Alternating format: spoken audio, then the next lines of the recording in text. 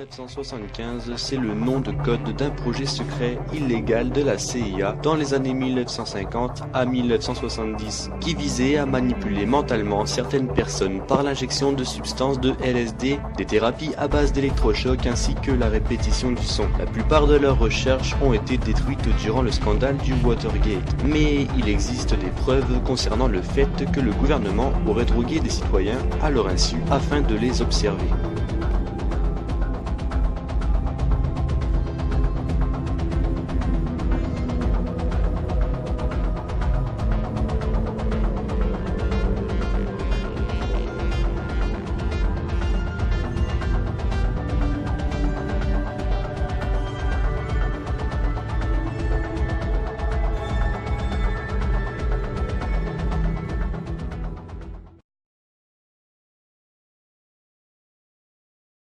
Lui, il n'y est certainement pas pour rien.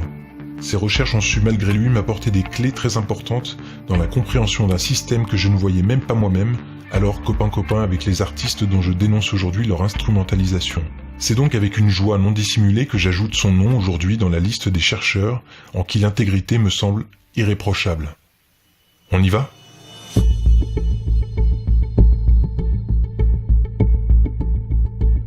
You know, and it's a big culture of mind control too. MK Ultra mind control rules in Hollywood. If you don't know, Google that and look into it. Tout a commencé à la fin de la guerre qui opposait les États-Unis et la Corée. Nous sommes en pleine guerre froide. Lorsque les soldats américains reviennent du front avec un discours positif sur les Coréens, leurs aveux poussent la CIA à réagir. Ces soldats deviennent ainsi les premières victimes d'expérimentations humaines, notamment à base de LSD, d'électrochocs, de sommeil prolongé, afin de leur faire perdre tous leurs repères, toute trace de leur identité, et subir ce que l'on appellera depuis un lavage de cerveau.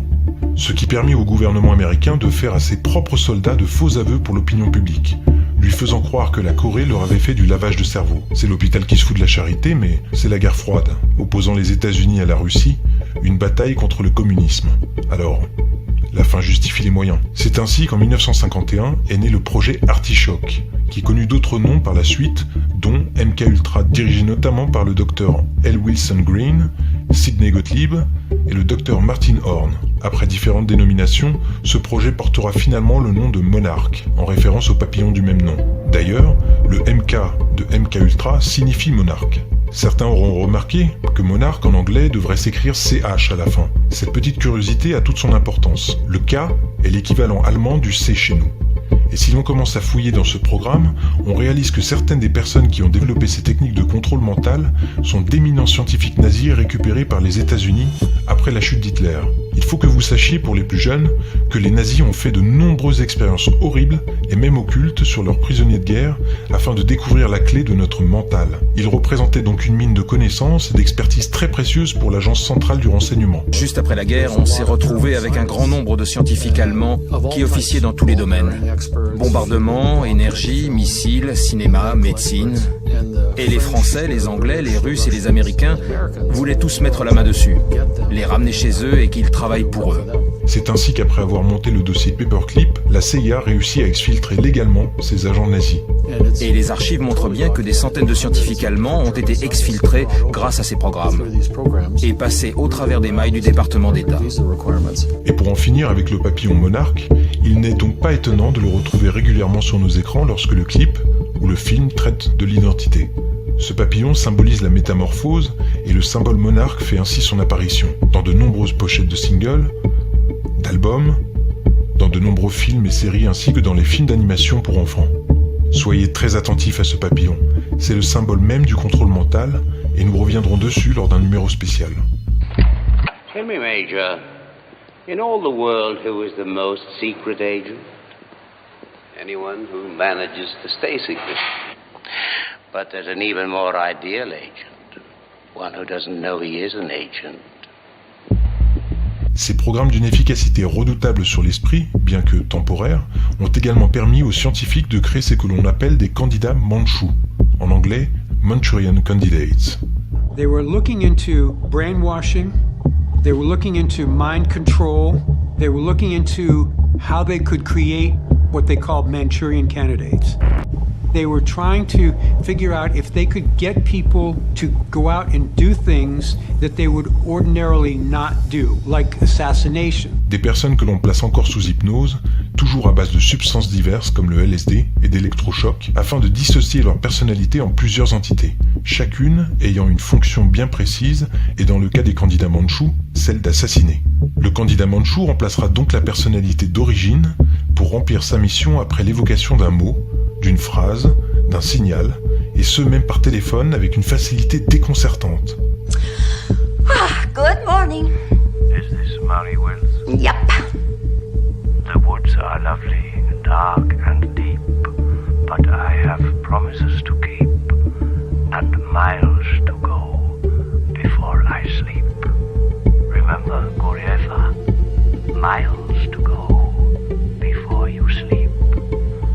Remember, Guyeva. Miles to go before I sleep. Celui-ci passe alors en état de transe hypnotique, prêt à remplir sa mission. Une fois la mission terminée, le candidat mandchou est reprogrammé et n'a aucune idée de ce qui s'est passé. C'est pas des blagues, ce sont des dossiers qui ont été déclassifiés et les candidats mandchous ont été utilisés plusieurs fois dans l'histoire par de nombreux gouvernements afin d'opérer des assassinats politiques. Thousands of government-sponsored experiments did take place at hospitals, universities, and military bases around our nation. In too many cases, informed consent was withheld. Americans were kept in the dark about the effects of what was being done to them. The deception extended beyond the test subjects themselves to encompass their families and the American people as a whole. For these experiments were kept secret, and they were shrouded not for a compelling reason of national security, but for the simple fear of embarrassment. And that was wrong. So today, on behalf of another generation of American leaders and another generation of American citizens, the United States of America offers a sincere apology to those of our citizens who were subjected to these experiments, to their families, and to their communities. À ce propos, je vous recommande vivement les films Un crime dans la tête et Un espion de trop, qui parlent précisément de ce type de programme. Pour rendre compte du sérieux de cette affaire, sachez que lorsque John Fitzgerald Kennedy apprit l'existence de ces sociétés secrètes opérant au sein même de son pays, il fit l'un de ses plus mémorables discours faisant pâlir les détracteurs de la théorie des Deep States, les États profonds en français. The very word secrecy is repugnant in a free and open society, and we are as a people inherently and historically opposed to secret societies, to secret oaths, and to secret proceedings.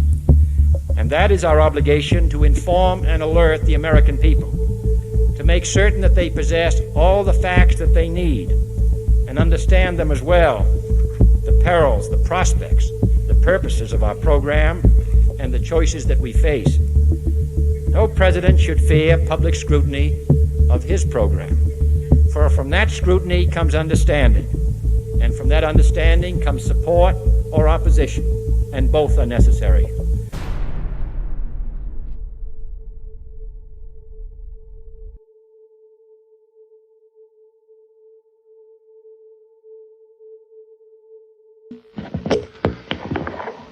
Good afternoon, ladies and gentlemen. You'll excuse the fact that I'm out of breath, but about 10 or 15 minutes ago, a tragic thing, from all indications at this point, has happened in the city of Dallas. Let me quote to you this.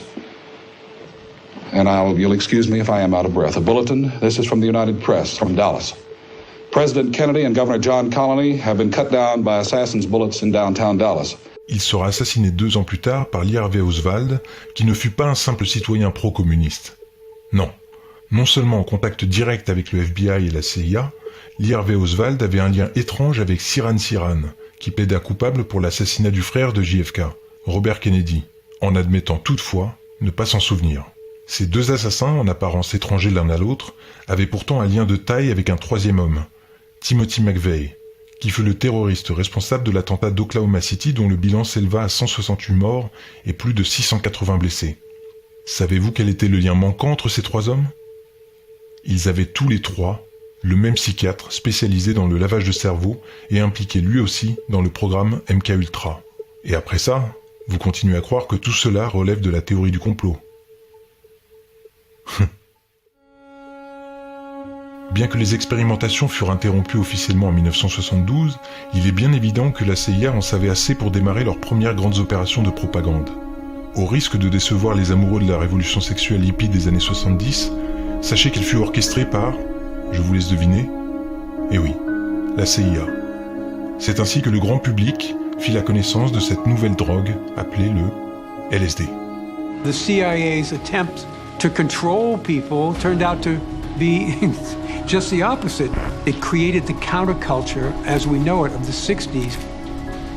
It was the CIA that introduced LSD to the United States. Au-delà du sentiment de liberté et d'amour inconditionnel provoqué par cette substance, ce fut avant tout la toute première étape dans ce qui allait précipiter notre société vers le démantèlement de nos valeurs familiales et morales. Alors que le peuple américain avait déjà pris connaissance de ces expériences, comme quoi on a la mémoire vraiment courte, peu étaient cependant au courant que ces expériences abominables étaient également infligées en grand nombre sur les enfants, en y incluant la torture et le viol rituel. Ritualistic child abuse is the most hideous of all child abuse. The basic objective is to systematically terrorize children until they are forced to dissociate. Mais que vient faire le viol rituel d'enfants dans cette histoire, me direz-vous?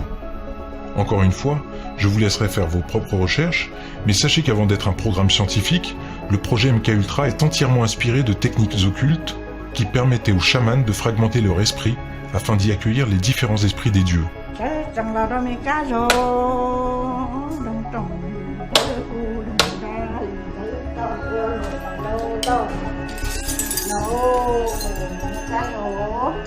On a là une des pistes qui nous permet de comprendre que nos 4 scientifiques que sont Dr. L. Wilson Green, Sidney Gottlieb, Dr. Martin Horn et maintenant le Dr. Louis Jolyon West avaient compris la partie occulte de ces traumas dissociatifs. Et ce qu'ils avaient également compris, c'est que l'esprit le plus facile à fracturer en plusieurs entités était celui de l'enfant. Et la terreur qu'il aurait infligée dans les différentes phases de ce processus, atteignant un niveau tellement élevé, est un des éléments importants qui ouvre une brèche dans leur esprit. The torture is the execution of a well-planned, well-thought-out ritual, often performed by close relatives. The only escape for the children is to dissociate. À cet instant précis, la victime, comme si son âme avait disparu, ne ressent plus rien, ne se débat plus, ne résiste plus, laissant un corps certes encore vivant d'un point de vue fonctionnel, mais vide spirituellement. Cet instant très éphémère laisse alors la possibilité aux scientifiques d'y ajouter une nouvelle personnalité qu'il aura choisi d'y intégrer, avant que la victime ne crée un nouvel alter de substitution de façon naturelle, mais inutile pour l'objectif qui lui sera assigné. Même ces enfants, dont l'esprit fut fracturé en plusieurs personnalités, ne se rappelèrent que bien tard avoir été les victimes de ces bourreaux. Dr. Green was using me mostly as a mind control subject from 1966 to 1973. His objective was to gain control of my mind and train me to be a spy assassin.